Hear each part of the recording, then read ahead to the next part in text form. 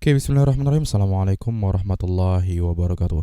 Alhamdulillahirrabbilalamin. Wabihi nasta'inu ala umuri dunya wa din. Wassalatu wassalamu ala ashrafil anbiya'i wal mursalin wa ala alihi wa sahbihi ajma'in amma ba'du.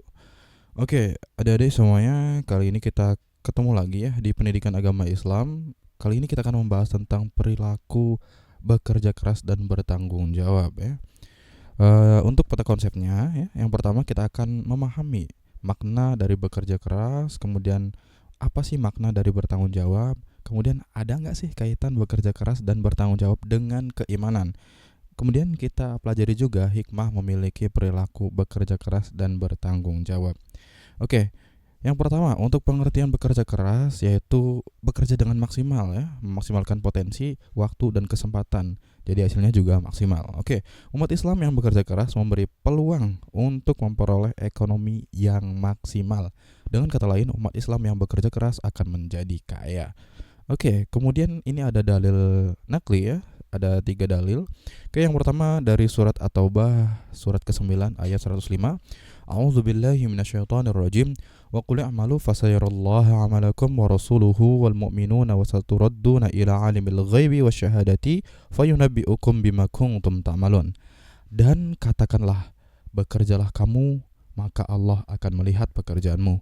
Begitu juga Rasulnya dan orang-orang mukmin, dan kamu akan dikembalikan kepada Allah yang mengetahui alam gaib dan yang nyata. Lalu diberitakannya kepada kamu apa yang telah kamu kerjakan. Kemudian yang kedua ada dari surat Al-A'raf ayat 96. A'udzubillahi minasyaitonirrajim. Walau anna ahlal qura amanu wattaqau lafatahna 'alaihim barakatim minas sama'i wal ard walakin kazzabu fa akhadnahum bima kanu yaksibun. Dan sekiranya penduduk negeri beriman dan bertakwa, pasti kami akan melimpahkan kepada mereka berkah dari langit dan bumi. Tetapi ternyata mereka mendustakan ayat-ayat kami, maka kami siksa mereka sesuai dengan apa yang telah mereka kerjakan.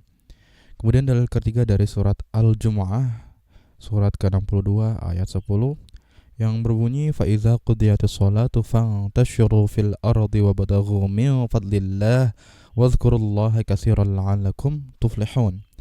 Apabila sholat telah dilaksanakan, maka bertebaranlah kamu di muka bumi, carilah karunia Allah dan ingatlah Allah banyak-banyak agar kamu beruntung. Oke, jadi untuk bekerja keras ini ada cirinya ya. Yang pertama adalah bekerja secara tekun, kemudian yang kedua adalah secara ulet, dan yang ketiga adalah secara teliti ya. Tekun ini artinya itu bersungguh-sungguh gitu ya, rajin dan fokus sama pekerjaan tersebut gitu ya. Kalau ulet itu artinya kerjanya itu kuat, tidak mudah putus asa ya, tidak getas, tidak rapuh gitu ya, dan mencapai cita-cita atau keinginan melalui jenis usaha tertentu ya. Kemudian orang ulet juga dia tuh tahan uji ya, gak gampang nyerah dan berani menghadapi kegagalan. Oke, kemudian untuk teliti ya, tentu aja ya, ketika kita sudah bekerja keras, sudah tekun, sudah ulet, maka kita harus teliti ya.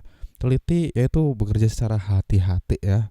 Jadi ketika kita sudah tekun, sudah ulet, maka kita juga harus hati-hati supaya hasilnya itu maksimal ya. Karena kalau kita sudah bekerja keras, sudah tekun, sudah ulet tapi tidak teliti, nanti bisa-bisa kerjanya tergesa-gesa dan hasilnya itu nggak maksimal gitu ya, tidak sesuai yang diharapkan. Oke, contoh perilaku bekerja keras nih. Jadi ada ceritanya, Pak Jahid ini seorang pedagang sayur yang kerja tanpa kenal lelah ya. Ini kerja keras banget Pak Jahid ya. Nah, suatu hari usaha yang dilakukan Pak Jahid ini kurang menguntungkan ya, karena sayuran yang sudah dibawa ke pasar induk tidak habis terjual. Nah, tapi Pak Jahid terus memperdagangkan, terus jualan gitu ya, dan akhirnya terjual habis ya. Kemudian hasilnya diserahkan kepada istrinya untuk membiayai keluarga. Jadi Pak Jahid ini benar-benar pantang menyerah ya gitu ya. Ketika dagangannya belum habis, maka dia terus dagang gitu ya. Dan tentu aja dengan tadi ya, apa tadi itu? Tekun, ulet dan hati-hati gitu ya. Oke, kemudian ada tips nih untuk membiasakan diri menjadi pekerja keras. Bekerja keras itu ya harus didasarkan kepada niat yang baik ya, yakni untuk beribadah kepada Allah Subhanahu wa taala. Kemudian tips yang kedua adalah pekerjaan selalu diawali dengan berdoa kepada Allah Subhanahu wa taala ya. Yang ketiga, pekerjaan dilakukan secara bersungguh-sungguh dengan prinsip bahwa hanya dengan bekerja sungguh-sungguh Allah akan memberikan hasil yang maksimal. Oke, kemudian yang keempat adalah menjadikan setiap waktu adalah hasil pekerjaan, sehingga tidak pernah menyia-nyiakan waktu kerja ya. Dan yang terakhir adalah apabila kerja keras mendatangkan hasil yang maksimal, maka terus bersyukur. Sebaliknya, kalau bekerja keras belum membuahkan hasil yang maksimal, terus bersabar dan bertawakal kepada Allah Subhanahu wa taala. Manfaatnya dari bekerja kerasnya apa sih? Yang pertama nih, dicintai oleh Allah Subhanahu wa taala. Kemudian yang kedua adalah diampuni dosanya ya, diampuni dosanya. Dan kita juga dapat meraih kesuksesan, diberikan hasil kerja yang berkah ya, insya Allah ya. Manfaatnya ini dunia dan akhirat. Amin. Oke, kita lanjut ke poin berikutnya yaitu tentang tanggung jawab. Kalau kita lihat dari Kamus Bahasa Indonesia, ini tanggung jawab adalah berkewajiban, menanggung, memikul jawab, kemudian menanggung sesuatunya atau memberikan jawab dan menanggung akibatnya ya. Ini tanggung jawab itu adalah kesadaran manusia akan tingkah laku atau perbuatan yang disengaja ataupun tidak disengaja gitu ya. Tanggung jawab juga berarti berbuat sesuatu tanggung jawab juga berarti berbuat sebagai perwujudan kesadaran akan kewajibannya. Oke, itu ya. Kira-kira ini mudah untuk dipahami.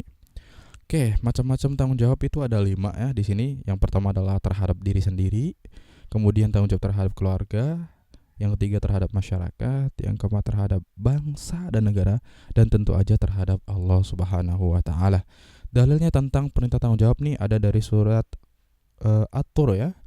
Surat ke-52 ayat 21. A'udzubillahi minasyaitonirrajim. Kullu mri'in bima kasaba rahin. Dan setiap orang terikat dengan apa yang dikerjakannya.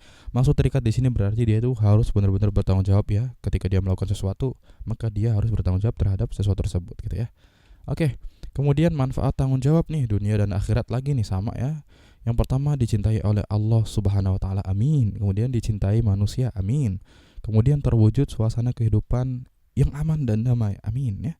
Kemudian sukses mengemban misi sebagai khalifatullah fil ard ya. Mengemban misi sebagai pemimpin di muka bumi. Oke. Kemudian ini ada kaitannya enggak sih sebenarnya gitu ya antara perilaku kerja keras gitu ya dalam kehidupan sehari-hari yang berkembang di masyarakat dengan keimanan. Ada enggak sih kaitannya gitu ya? Oke, jadi Islam lebih mencintai umat Islam yang kaya daripada umat Islam yang lemah.